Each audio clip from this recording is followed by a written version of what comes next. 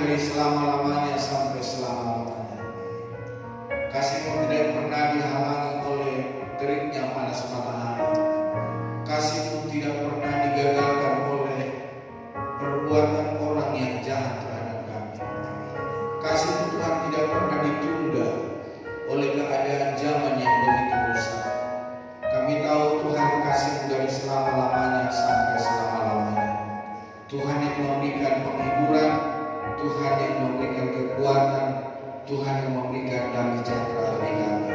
Hari ini berfirman-Lah bagi kami, Roh Kudus-Mu bekerja, memberikan hikmat akal budi, pengetahuan, ingatan, sehingga apa yang dikatakan oleh firman-Mu Tuhan menjadi berkah dan dapat kami lakukan di dalam hidup kami sehari-hari. Terpujilah Engkau Tuhan, kekal selama-lamanya. Dalam nama Tuhan Yesus kami berdoa dan kami bersyukur kepada Tuhan. Yang diberkati Tuhan sama-sama berkata, amin. Silakan duduk Bapak Ibu Saudara, selamat pagi. Shalom. Shalom. Apa kabar Bapak Ibu? Baik semua ya, sehat-sehat ya. Oke, hari ini kita akan belajar kebenaran firman Tuhan, yaitu menabur bagi misi. Yang terambil di dalam 2 Korintus pasal yang ke-9. 2 Korintus pasal 9 ayat yang pertama sampai ayat yang ke-5.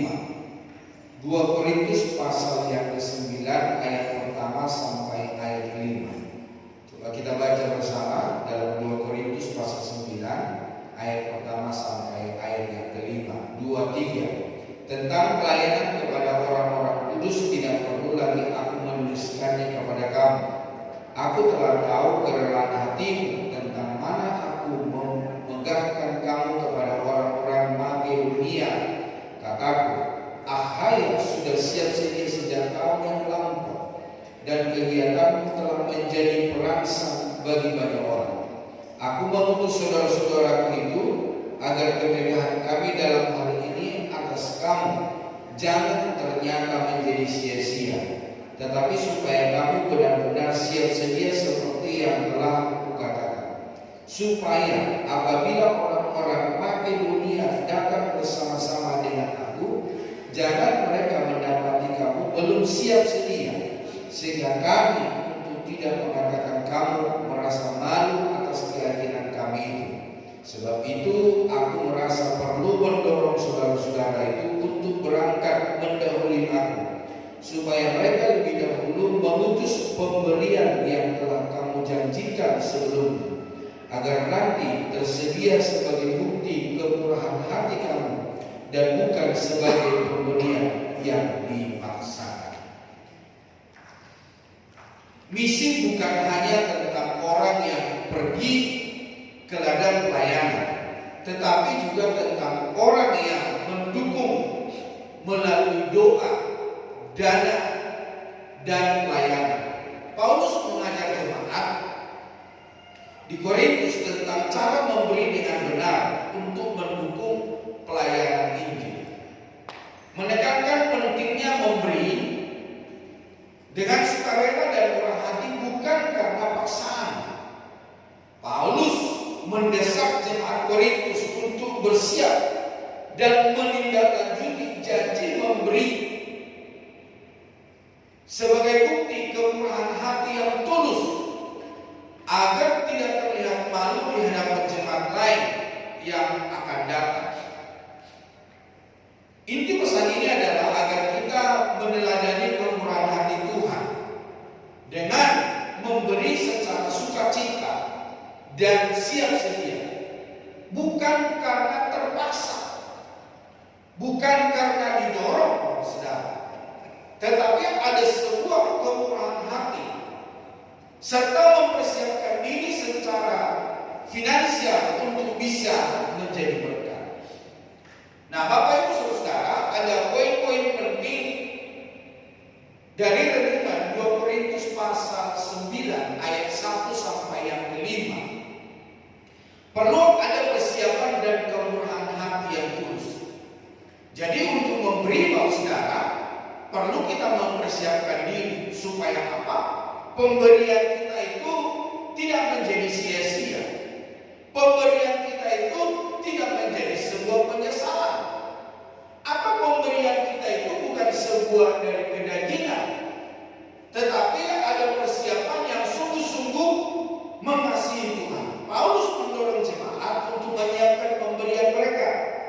sebagai bukti kemurahan hati yang sebenarnya, bukan sebagai sesuatu yang dipaksakan. Kesiapan ini penting agar pemberian yang diberikan ikhlas dan tidak menjadi beban. Yang kedua, Bapak Saudara, menghindari rasa malu. Jadi Bapak Saudara, ketika kita memberi, tidak ada rasa malu. Karena apa? Pemberian kita adalah sebuah pemberian kasih. Kita tidak merasa memberi terlalu kecil, kita tidak merasa memberi terlalu terpaksa, kita tidak terlalu memberi ya seadanya, tetapi oleh karena persiapan, kita tidak merasa malu akan memberi. Paulus tidak ingin dirinya atau jemaat Korintus merasa malu ketika orang-orang dari Makedonia datang dan mendapat mereka belum siap memberikan sumbangan yang telah dijanjikan itu. Yang berikutnya, meneladani kemurahan hati Tuhan.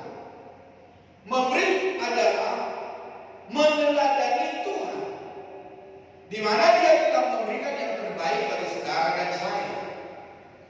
Dia telah memberikan seluruh hidupnya. Dia telah meninggalkan kerajaannya. Dia telah memberikan harga dirinya. Dia dihina, dia disiksa.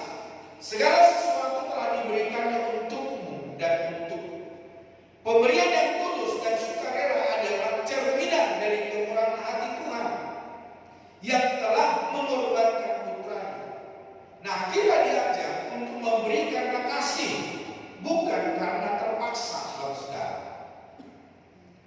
Namun berikutnya, memberi dengan sukacita. Ayat-ayat ini terutama mengarah pada ayat 7, menekankan bahwa memberi seharusnya dilakukan dengan sukacita. Dan Tuhan mengasihi pemberi yang bergembira. Nah, di dalam 2 Korintus pasal yang ke-9 ayat 6 sampai 15, di mana di situ dikatakan dalam firman Tuhan, supaya camkanlah ini, orang yang menabur sedikit akan menuai sedikit juga, dan orang yang menabur banyak akan menuai banyak juga. Hendaklah masing-masing memberikan menurut kerelaan hatinya, jangan dengan sedih hati atau karena paksaan, sebab Allah mengasihi orang yang memberi dengan sukacita. Dan Allah sanggup melimpahkan segala kasih karunia kepada kamu, supaya kamu senantiasa berkecukupan di dalam segala sesuatu, dan malah berkelebihan di dalam berbagai kebajikan. Seperti ada tertulis, Ia membagi-bagikan, Ia memberikan kepada orang miskin, kebenarannya tetap untuk selamanya. Ia menyediakan benih bagi penabur dan roti untuk dimakan. Ia juga yang akan menyediakan benih bagi kamu dan melipat gandakannya dan menumbuhkan buah-buah kebenaran.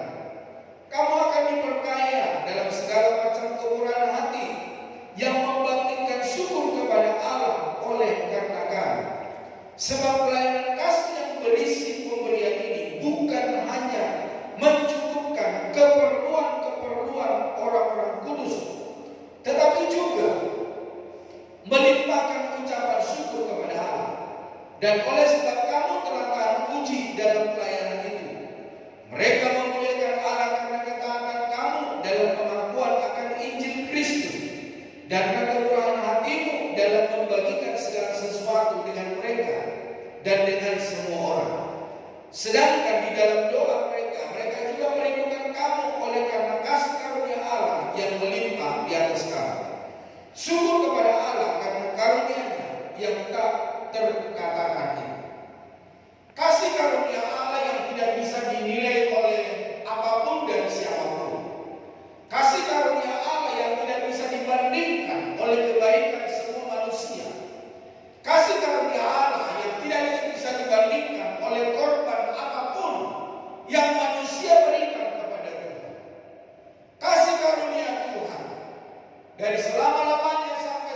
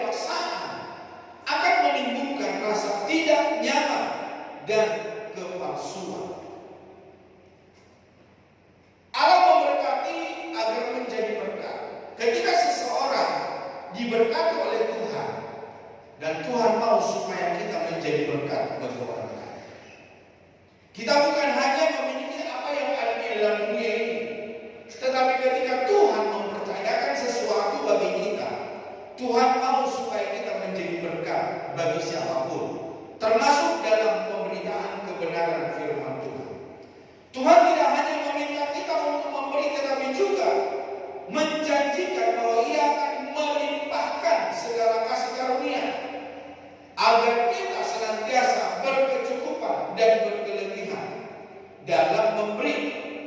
Tuhan menyediakan benih agar kita bisa menabur.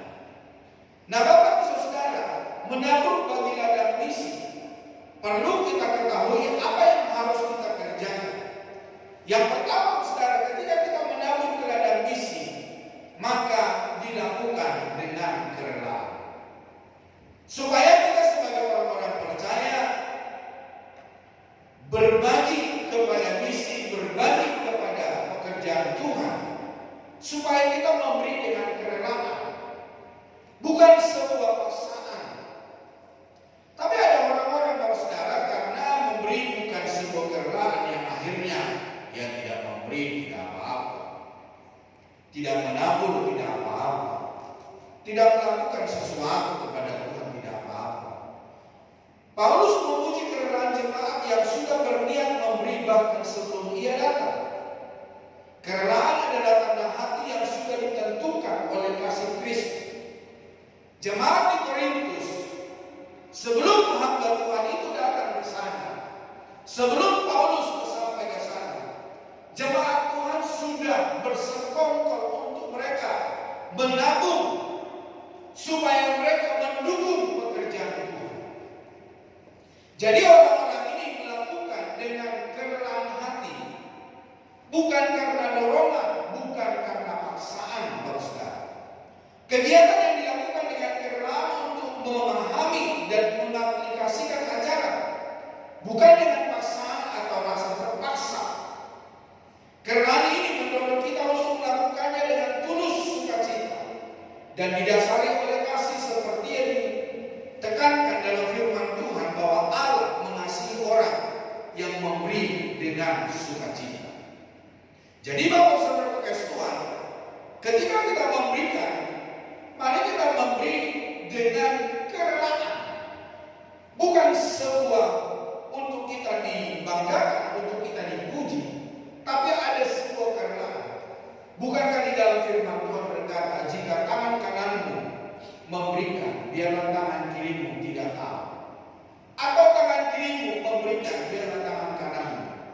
Jadi artinya tidak ada sesuatu yang kita bisa banggakan di dalam pemberian kita terhadap Tuhan. Di dalam ayat pertama, dalam ayat kedua, di dalam kebenaran firman Tuhan dikatakan tentang pelayanan kepada orang-orang kudus, tidak perlu lagi aku menuliskannya kepada kamu.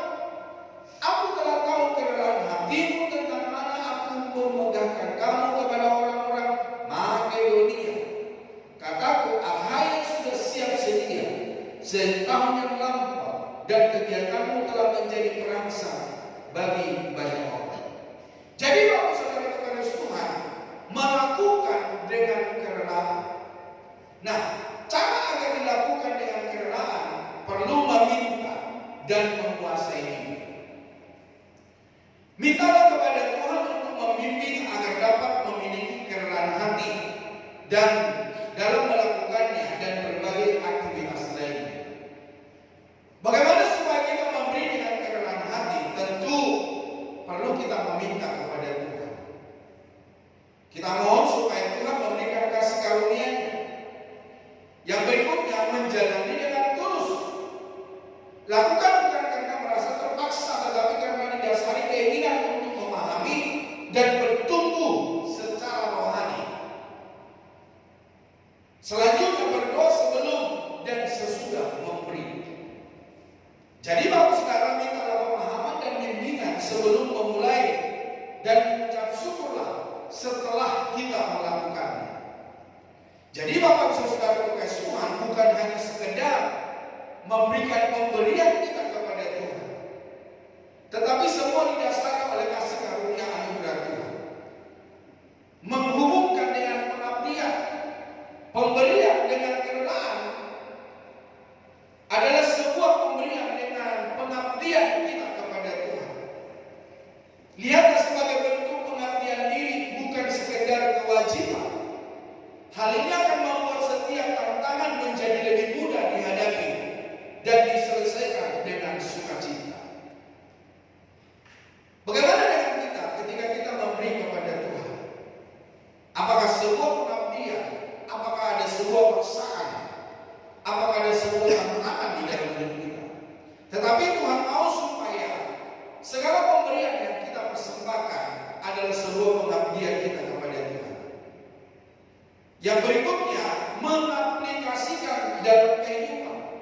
Pemberian yang tulus akan mendorong penerapan ajarannya dalam kehidupan sehari-hari sehingga kita bisa berbagi dan membantu sesama dengan sukacita.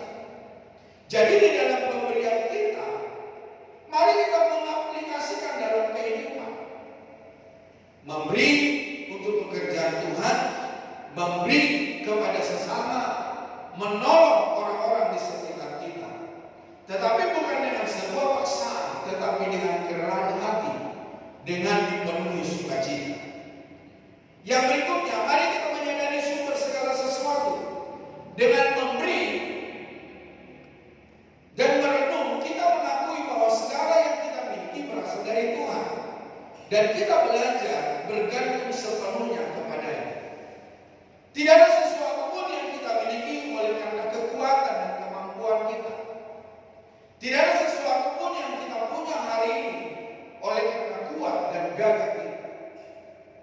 Bapak Ibu Saudara, jika sampai kita merasa bahwa apa yang kita miliki oleh karena kekuatan, oleh karena kegagahan, oleh karena kemampuan kita, rasa keangkuhan, rasa kesombongan diri sudah ada di dalamnya. Nah, Tuhan mengasihi pemberi dengan landasan sukarela dan sukacita. Di dalam 2 Korintus pasal 9 ayat yang ke-7 itu dikatakan bahwa hendaklah masing-masing memberikan menurut kerelaan hatinya, jangan dengan sedih hati atau karena paksaan, sebab Allah mengasihi orang yang memberi dengan sukacita. Jangan memberi karena paksaan, tetapi dasarilah dengan ungkapan syukur atas kasih Tuhan. Yang kedua, saudara, menghindari diri dari kemegahan. Ketika kita memberi, mari kita menghindari diri dari kemegahan, dari keangkuhan, dari kesombongan. Salah satu godaan dalam memberi adalah dalam soal motivasi. Apa yang menjadi motivasi kita ketika kita membantu, menolong orang lain, pekerjaan Tuhan? Apa yang menjadi motivasi kita? Motivasi lurus memberi bukan untuk pamer atau mencapai pujian manusia. Memberi dengan tulus bukan supaya pemberian kita dibangga-banggakan. Tetapi saudara-saudara kekasih Tuhan, pemberian hanyalah untuk kemuliaan dan hormat bagi Tuhan. Paulus mengingatkan jemaat agar memberi dengan rendah hati, bukan untuk dipuji oleh manusia. Yesus mengajarkan memberi secara tersembunyi agar hanya Bapa yang melihat dan memuliakan. Bapak Ibu Saudara kekasih Tuhan, menghindari diri dari kemegahan berarti menjaga diri dari kesombongan. Hidup sederhana dan tidak silau dengan gemerlap dunia yang melalaikan. Berikut beberapa renungan untuk membantu menghindari diri dari kemegahan. Yang pertama, saudara, kita perlu merenungkan asal usul kita. Dulu kita berasal dari mana? Dulu kita siapa? Setiap manusia diciptakan dari segumpal tanah liat yang hina. Tidak ada di antara kita yang diperbuat dari besi, dari beton. Tapi semua kita dibuat dari segumpal tanah. Menyegarkan ingatan akan hal ini akan mencegah kita merasa tinggi dan sombong kekayaan, kekuasaan atau kecerdasan. Itu hanyalah titipan Tuhan, bukan hasil mutlak dari kekuatan diri sendiri. Seseorang menjadi pintar, itu adalah karena kasih karunia Tuhan. Seseorang menjadi hebat, menjadi dapat memiliki apa yang dicari-carikan, itu adalah oleh karena kasih karunia Tuhan. Coba kita merenungkan ketika Tuhan memberikan kesehatan dan kemampuan bagi kita untuk meraih segala-galanya. Tetapi coba kita renungkan, saat Tuhan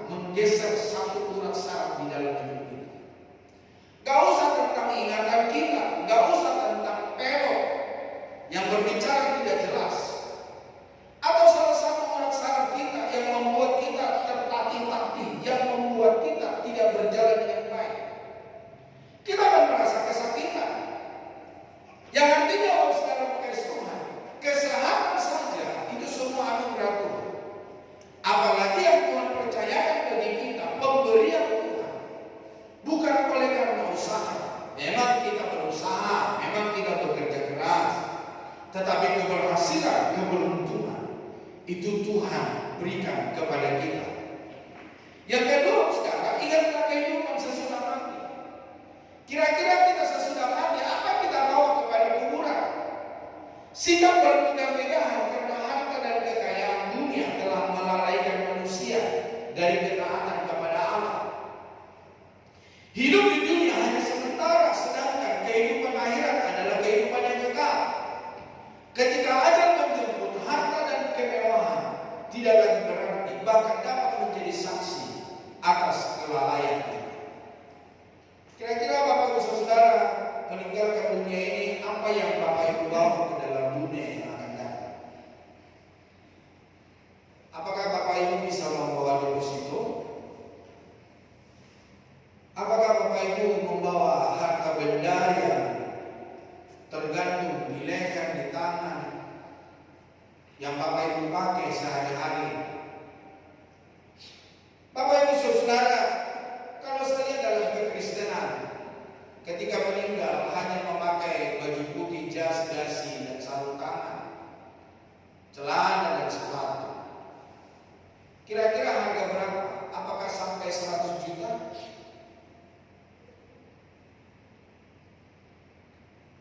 Ya, bolehlah kita coba harga 100 juta yang dibawa. Tetapi adakah yang meninggal itu, yang membawa harta itu, menikmati dari harga yang dibawa ke kuburan?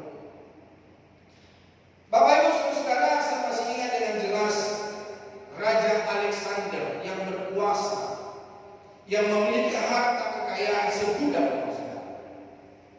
Namun ketika dia ada di rumah sakit dan dokter berkata, "Raja, bahwa hidupmu tidak akan lama." Apa yang menjadi kesan dan pesan terakhir dari Raja untuk keluarga, untuk kami yang ditinggal? Bapak Ibu Saudara kasih Tuhan, Raja Alexander mengkerutkan keningnya dan merenungkan, memikirkan harta kekayaan yang dimilikinya. Lalu dia berkata kepada para dokter yang menangani dia, "Tolong nanti ketika aku sudah masuk di dalam peti jenazah, supaya kedua tangan saya dikeluarkan." Dan yang kedua dia bilang, "Tolong nanti ketika mayat saya dihantarkan ke kuburan, supaya menaburkan, menghampurkan uang saya, supaya setiap orang yang mengikuti pemakaman, selain hanya mereka berkorban, tetapi mereka juga mendapatkan imbalan dari harta yang saya miliki." Akhirnya para dokter bertanya, "Apa itu artinya? Gak selazim orang meninggal." Yang saya tahu biasanya kalau orang meninggal, ya seluruh tubuhnya dimasukin ke peti jenazah. Tetapi kenapa Raja meminta supaya kedua tangannya dikeluarkan? Raja berkata begini, supaya dunia tahu bahwa ketika aku meninggal, harta benda yang saya punya tidak ada yang bisa saya bawa. Uangku yang ada di bank itu pun tidak bisa aku bawa. Yang bisa aku bawa hanyalah baju yang menempel di dalam hidupku. Jam tanganku yang mahal itu tidak bisa aku bawa. Tentu keluarga yang meninggal tidak akan memberikan jam tangan yang mahal itu. Bapak Ibu Saudara kasih Tuhan. Lalu yang kedua, apa artinya? Uang dihamburkan, uang ditebarkan di sepanjang jalan. Dan Raja Alexander berkata, "Uang hanyalah bisa saya bawa sampai ke liang lahat untuk membayar yang menggali kuburan saya, untuk membayar orang-orang yang memberikan perhatian, memberikan makan, memberikan minum. Dan uang itu pun tidak bisa saya bawa kepada kuburan. Jadi Bapak Ibu Saudara kekasih Tuhan, dari perilaku kejadian yang dikerjakan oleh Raja Alexander, di sini kita bisa diingatkan kembali bahwa harta kekayaan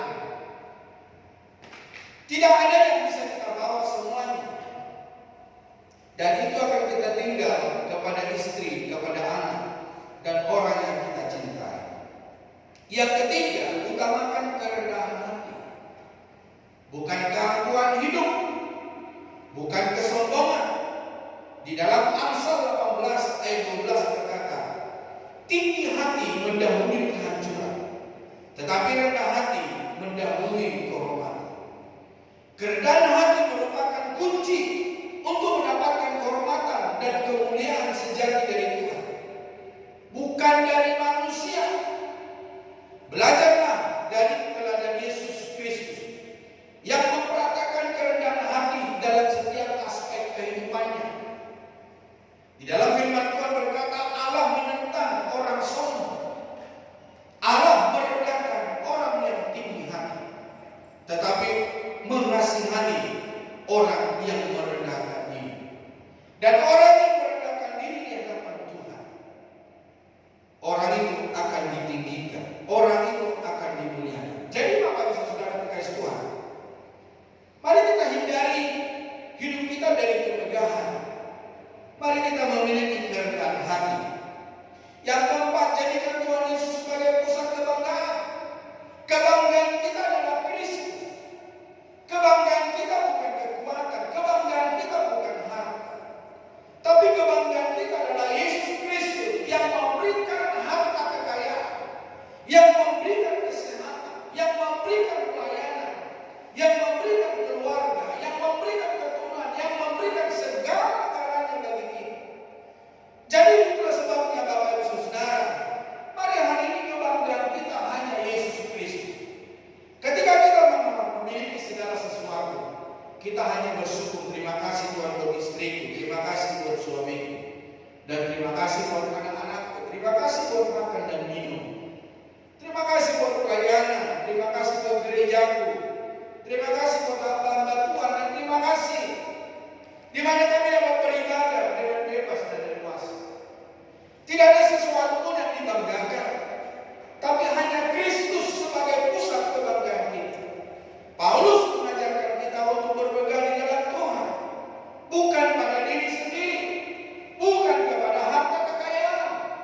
Kehormatan sejati datang saat kita mengakui bahwa segala pencapaian adalah anugerah dari Tuhan, pemberian Tuhan, kasih karunia Tuhan. Ketika berpegang karena kebaikan atau karena karya sendiri, kita sebenarnya terjebak dalam kesombongan.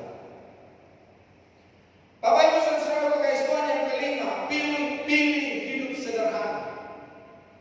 Kesederhanaan yang sejati tidak hanya sebatas materi, tetapi berasal dari sikap hati yang tidak mencari hormat dan penilaian manusia. Ada orang-orang yang mencari hormat, ada orang-orang yang mencari harga diri, ada orang-orang yang mencari pujaan. Dengan hidup sederhana, kita belajar bersyukur dan merasa puas dengan apa yang ada, tanpa terus-menerus mengejar kepuasan duniawi yang tak ada habisnya. Dunia berkata bahwa ketika orang disanjung, maka orang itu disebut berhasil. Tetapi bahwa Kristus, keberhasilan bukan dari apa yang kita bisa banggakan, tapi ketika kita bisa mengenal Dia, kita bisa menghidupi kebenaran firman Tuhan, kita bisa mensyukuri apa yang menjadi pemberian Tuhan. Maka itulah menjadi kepuasan orang percaya di dalam Kristus. Ketika kita hidup sederhana, bukan berarti kita menjadi orang miskin, bukan berarti kita menjadi orang lemah, tetapi saudara-saudara kekasih Tuhan, ada sebuah kehidupan yang sederhana yang tidak bisa dinilai, yang tidak bisa dibanding-bandingkan oleh orang lain.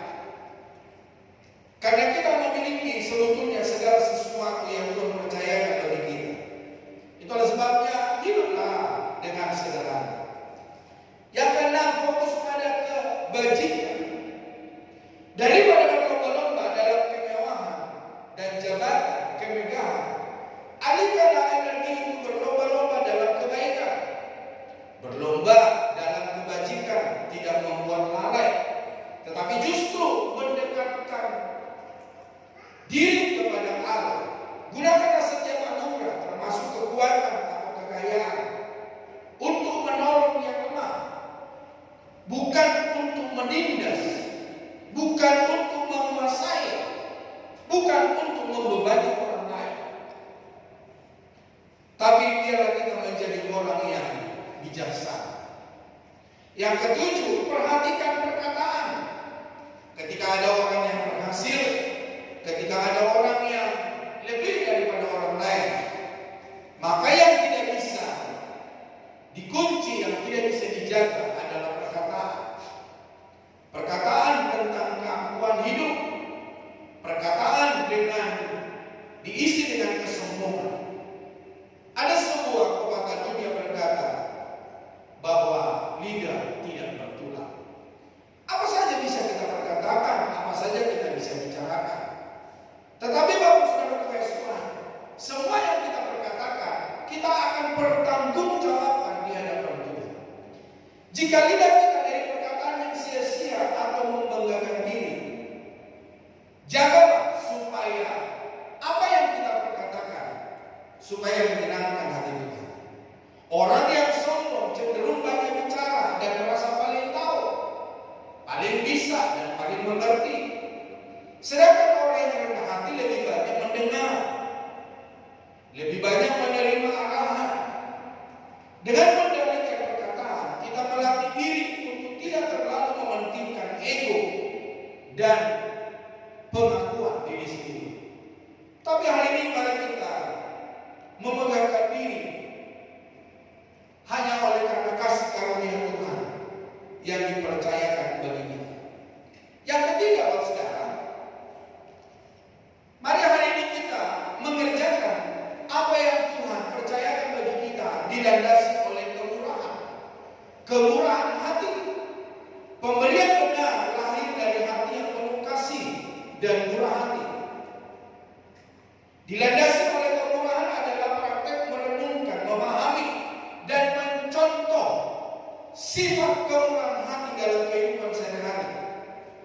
Baik kemurahan yang kita terima maupun kemurahan hati yang diberikan bagi kita. Nah, Bapak Ibu Saudara, merenungkan kemurahan Tuhan, anugerah yang tidak layak kita terima. Siapakah sebetulnya di antara kita yang layak menerima anugerah Tuhan? Siapakah di antara kita yang sebetulnya layak menerima kehidupan yang kekal? Tidak ada seorang pun di antara kita yang layak untuk menerima pemberian Tuhan. Tidak ada seorang pun yang layak di antara kita menerima pengakuan bahwa kita telah dibenarkan, kita telah dikuduskan. Karena semua apa dikatakan oleh kata firman Tuhan itu adalah anugerah, pemberian yang tidak kita mengerjakannya, namun diberikan, dipercayakan bagi kita. Kemurahan Tuhan adalah kebaikan yang diberikan kepada kita secara cuma-cuma. Meskipun kita tidak layak menerimanya, mengajak kita untuk menyadari bahwa setiap hal, baik dalam hidup seperti kesehatan, keluarga, anak-anak, keberhasilan, pekerjaan, keberuntungan, adalah bagian dari anugerah, dari pemberian Tuhan. Kalau Bapak Ibu ada sebagaimana ada hari ini, itu adalah karena anugerah Tuhan. Yang berikutnya, pengampunan dan belas kasihan. Kalau kita ada oleh karena pengampunan Tuhan, kalau kita ada oleh karena belas kasihan Tuhan. Coba kita merenungkan siapa kita pada waktu-waktu yang lalu. Perbuatan kita, tutur kata kita, di masa kecil kita, di masa remaja kita, di di masa sebelum kita menikah atau setelah kita menikah. Bagaimana perlakuan kita kepada suami, kepada istri, kepada anak-anak? Bagaimana perkataan kita? Kalau kita hari ini sebagaimana kita ada, oleh karena pengampunan dan belas kasihan Tuhan. Kemurahan Tuhan terlihat nyata melalui pengampunan dosa yang diberikan melalui pengorbanan Yesus. Nah, merenungkan hal ini mendorong kita untuk bertobat, mengubah hidup untuk serupa dan segambar dengan Kristus. Tidak menyalahgunakan kemurahannya untuk kepentingan diri sendiri. Tidak menyalahkan kemurahan Tuhan untuk kita berbuat dosa. Tidak menyalahkan kemurahan Tuhan untuk melakukan pekerjaan tanggung jawab kita dengan sebenar-benar. Tidak melakukan hal-hal yang negatif di dalam hidup kita. Tetapi anugerah Tuhan mari kita lakukan dan kepentingan untuk hormat kemuliaan nama Tuhan. Ketika kita diampuni, maka kita juga harus mengampuni. Ketika kita menerima belas kasihan Tuhan, kita pun harus memiliki belas kasihan Tuhan. Yang berikutnya, rencana keselamatan. Kemurahan Tuhan juga menuntun kita pada pertobatan, memungkinkan kita untuk dibenarkan di hadapannya dan diangkat sebagai anak-anaknya. Siapakah yang mungkin di antara kita disebut oleh Tuhan menjadi ahli waris kerajaan surga? Sebetulnya tidak ada yang layak, saudara. Jangankan menjadi ahli waris kerajaan surga, beribadah saat pagi hari ini pun kita adalah orang-orang yang tidak layak di hadapan Tuhan. Tetapi perlu Bapak Ibu ketahui bahwa gereja ini adalah kita. Gereja ini adalah tempat kita untuk kita diperbaiki, untuk dipoles, untuk serupa dan segambar dengan Kristus.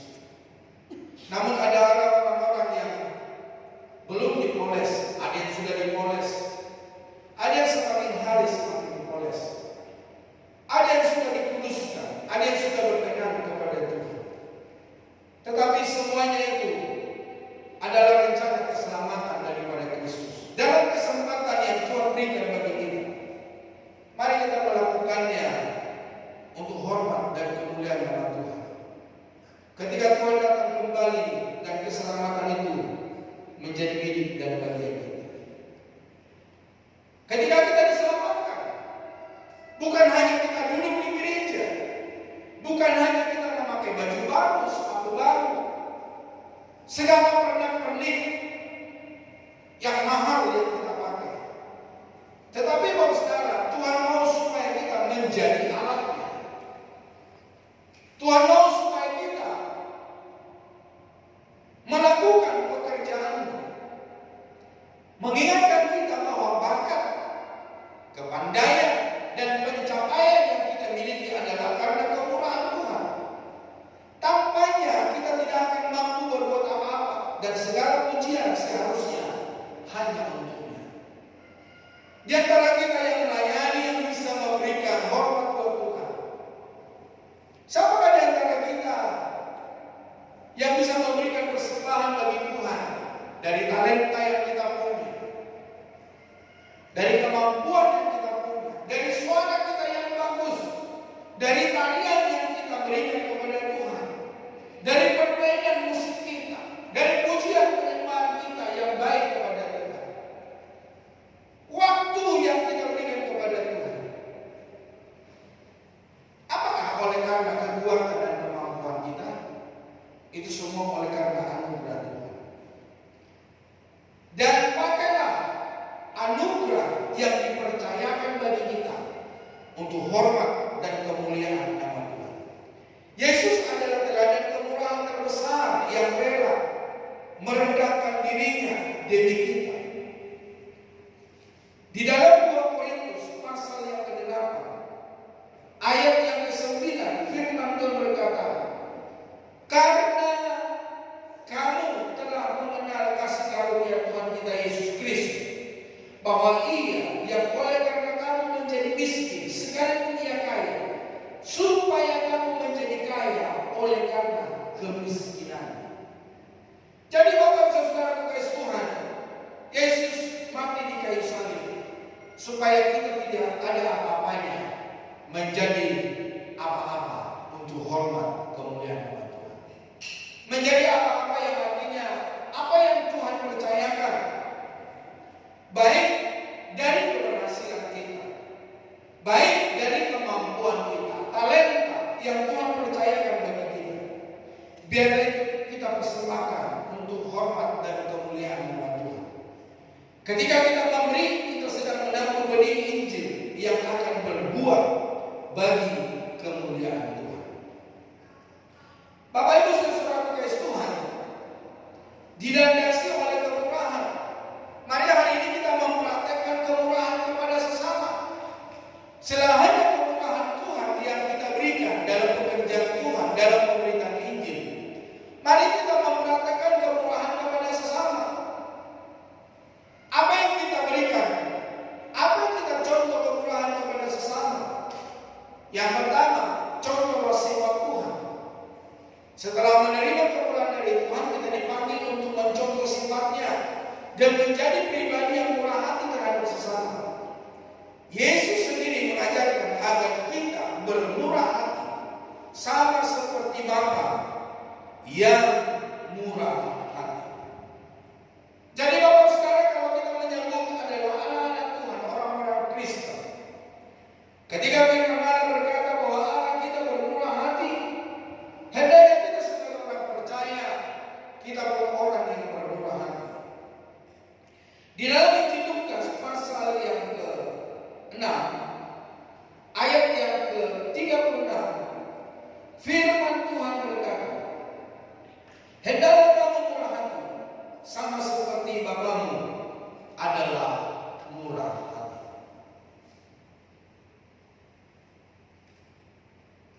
Yang berikutnya, dari segala kemurahan hati, maka ada tindakan nyata dari kehidupan kita sehari-hari. Kemurahan hati tidak hanya sebatas memberi uang, tetapi juga mencakup sikap peduli, suka menolong, suka memaafkan. Dan ini adalah tindakan konkret yang membantu meringankan beban orang lain. Seberapa di antara kita yang suka memaafkan? Seberapa di antara kita yang suka menolong? Seberapa di antara kita yang kita sikap peduli terhadap orang lain?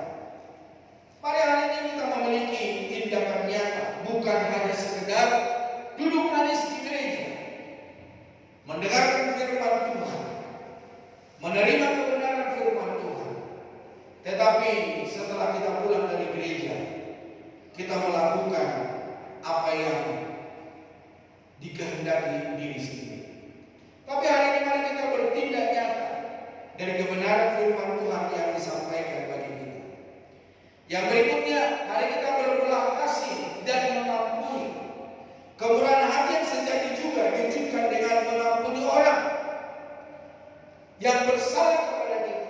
Ini mencerminkan sifat Bapa yang juga penuh belas kasihan. Bukankah di dalam doa Bapa kami dikatakan, ampunilah akan kesalahan kami, seperti kami juga mengampuni orang yang bersalah kepada kami. Sudahkah kita melakukan hal itu? Mungkin tiap hari doa itu kita doakan.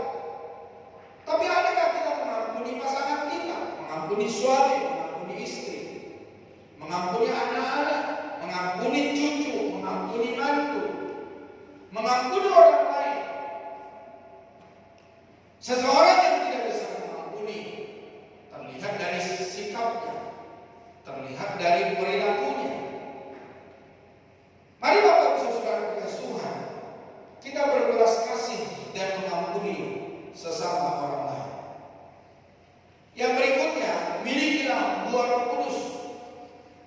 Sifat murah hati adalah salah satu buah Roh Kudus, yang berarti kita mempraktikannya dengan hati yang diperbarui. Melalui kemurahan kita memuliakan Allah di surga. Jika kita mengakui bahwa kita adalah orang-orang yang sudah dipenuhi oleh Roh Kudus, namun praktek kehidupan kita sehari-hari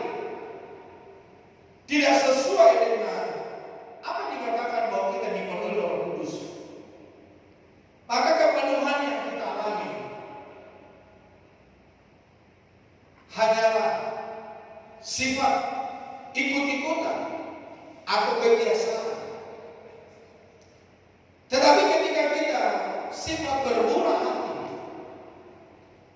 maka salah satu buah Roh Kudus telah berlaku dan bekerja di dalam hidup kita. Jangan bermurah duit, jangan bersusah hati, tetapi percayalah kepada Kristus. Dia memberikan sukacita, Dia memberikan kemurahan hati di dalam hidup kita. Keuntungan dari kemurahan, kebahagiaan dan keuntungan. Murah hati bukan kerugian, melainkan keuntungan. Orang yang murah hati akan memperoleh kemurahan dari Tuhan dan mengalami kebahagiaan sejati saat melihat kebahagiaan orang lain. Bapak Ibu Saudara terkasih Tuhan, di dalam Amsal Sulaiman 11 ayat 17. Amsal Sulaiman ayat 11 ayat 17. Firman Tuhan berkata, orang yang murah hati berbuat baik kepada diri sendiri, tetapi orang yang kejam menyiksa badannya sendiri. Ketika Bapak Ibu Saudara bermurah hati kepada orang lain, berarti Bapak Ibu Saudara lagi bermurah hati kepada diri sendiri. Ketika Bapak Ibu berlaku baik terhadap orang lain, Bapak Ibu lagi berbuat baik kepada diri sendiri. Ketika Bapak Ibu menolong orang lain, Bapak Ibu lagi menolong Bapak Ibu diri sendiri. Jadi Bapak Ibu sendiri tugas Tuhan, apa yang kita kerjakan, apa yang kita berbuat kepada orang lain, sebetulnya segala sesuatu yang kita kerjakan, kita lagi mempraktekkannya kepada diri kita sendiri. Itulah kata firman Tuhan di dalam Amsal Sulaiman pasal yang ke-11. Namun ada banyak orang melakukan kecurangan, ada melakukan keinginan daging. Kalau Bapak Ibu melakukan keinginan daging, kecurangan, berarti Bapak Ibu lagi bercurang terhadap diri sendiri, lagi melakukan keinginan daging terhadap diri sendiri. Yang berikutnya, hal yang perlu kita kerjakan di dalam hidup kita, mari kita memuliakan Tuhan. Ketika kita bermurah hati kepada sesama, tindakan kita mendapatkan manfaat bagi mereka dan secara tidak langsung memuliakan Allah Bapa di surga. Jadi Bapak Saudara terkasih Tuhan, muliakanlah Tuhan dengan tubuhmu, dengan hartamu, dengan kepintaranmu, dengan apa yang Tuhan percayakan di dalam hidupmu. Saya ulangi sekali lagi, Tuhan memanggil kita di gereja ini bukan hanya kita diperlengkapi, tetapi kita memberikan dampak kepada orang lain. Hidup yang kekal. Dengan mengamalkan kemurahan hati, kita akan memperoleh kemurahan dari Allah yang membawa pada keselamatan dan hidup yang kekal. Ketika kita bermurah hati, maka kehidupan yang kekal menjadi milik bagian kita. Hidupilah kemurahan hati di dalam hidup, maka kekekalan menjadi bagian dan milik sebagai orang yang percaya dan mengasihi Tuhan. Kiranya Tuhan menolong dan memberkati kita semua, supaya kita dapat menghidupi apa yang dikatakan oleh firman